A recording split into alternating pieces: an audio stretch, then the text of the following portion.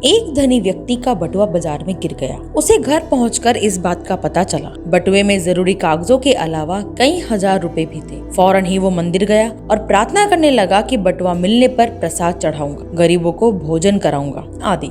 संयोग से वो बटुआ एक बेरोजगार युवक को मिला। बटुए पर उसके मालिक का नाम लिखा था, इसलिए उस युवक ने सेठ के घर पहुंचकर बटुआ उन्हें दे दिया। सेठ ने तुरंत बटुआ खोलकर देखा, उसमें सभी कागजात और रुपए यथावत थे। सेठ ने प्रसन्न होकर युवक की ईमानदारी की प्रशंसा की और उसे बतौर इनाम कुछ रुपए देने चाहे, जिन्हें लेने से युवक ने मना कर दिया।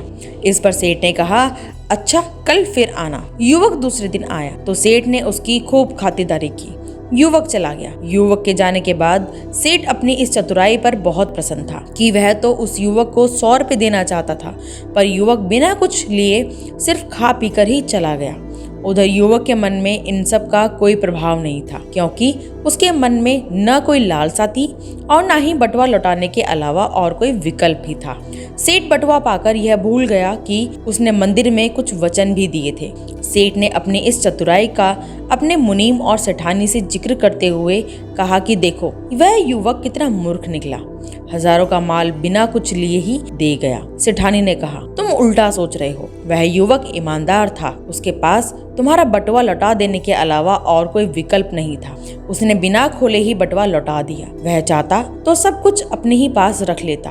तुम क्या करते? ईश्वर ने दोनों की परीक्षा ली। वो पास हो गया, तुम फेल। अवसर स्वयं तुम्हारे पास चलकर आया, तुमने लालच के वश उसे लौटा दिया। अब अपनी गलती को सुधारो और जाओ उसे खोजो।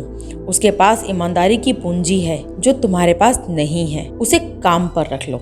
सेठ तुरंत ही अपने कर्मचारियों के साथ उस युवक की तलाश में निकल पड़ा। कुछ दिनों बाद वह युवक किसी और सेठ के यहाँ काम करता मिला। सेठ ने युवक की बहुत प्रशंसा की और बटुए वाली घटना सुनाई तो उस सेठ ने बताया, उस दिन इसने मेरे सामने ही बटुआ उठाया था। मैं तभी अपने गार्ड को लेकर इसके पीछे गया, देखा कि यह तुम्हारे घर जा रहा है। तुम्हारे दरवाजे पर खड़े होकर मैंने सब कुछ देखा व सुना और फिर इसकी ईमानदारी से प्रभावित होकर इसे अपने यहाँ मुनीम रख लिया। इसकी ईमानदारी से मैं पूरी तरह निश्चिंत हूँ।